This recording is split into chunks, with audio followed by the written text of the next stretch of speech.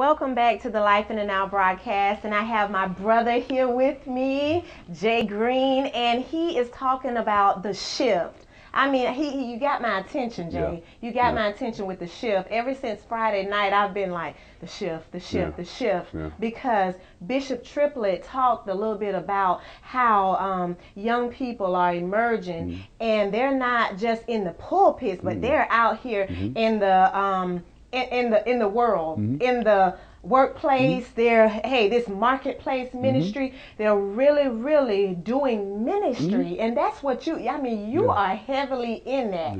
And it seems like God has truly shifted in that area, in that arena. It's not so religious or traditional anymore. It's about really reaching the soul. So tell me a little bit more about that. Nicky, I really believe that the next move of God is not going to happen in the pulpit. Come on.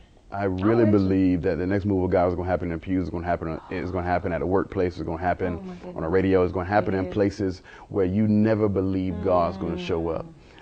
We are beginning to launch in the fall of 2012. We're going to launch this movement called a takeover.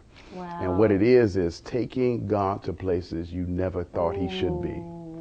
What is wrong with taking God to the club? Nothing. What is wrong with going places to a mall, to a store, taking God where you want to put him inside of a church, you want to put him inside of four walls, but you leave on Sunday morning and cuss out the waiter at the restaurant.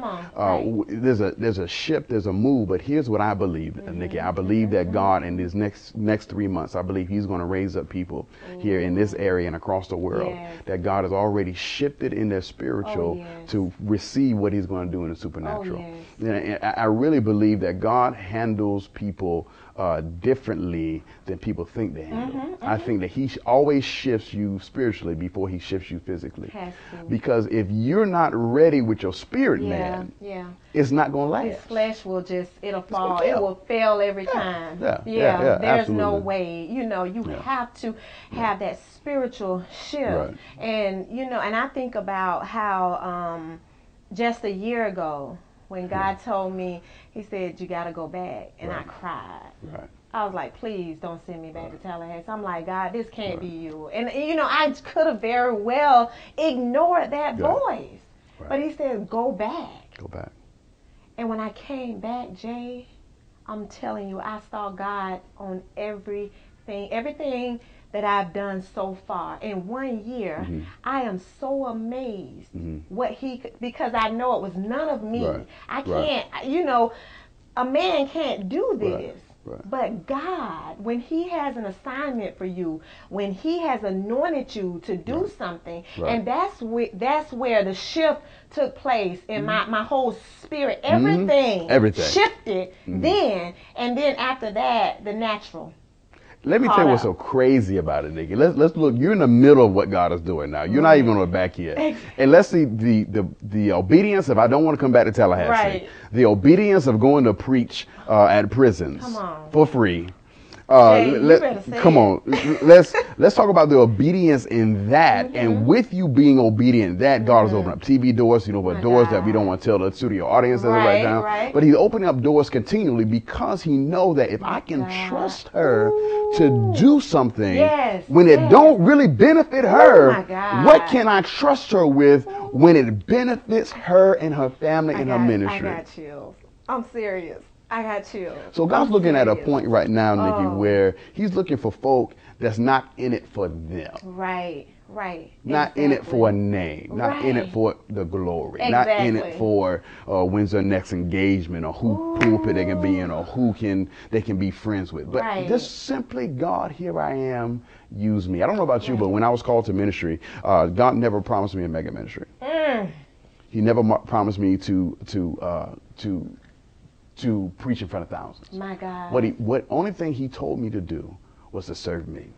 And at that time, I was a broken point in my life where, God, I don't want anything from you. I just want to be your servant. When does that shift from being a servant to being served? My God. Right. When does that When do I quit seeking his heart and seek his hand?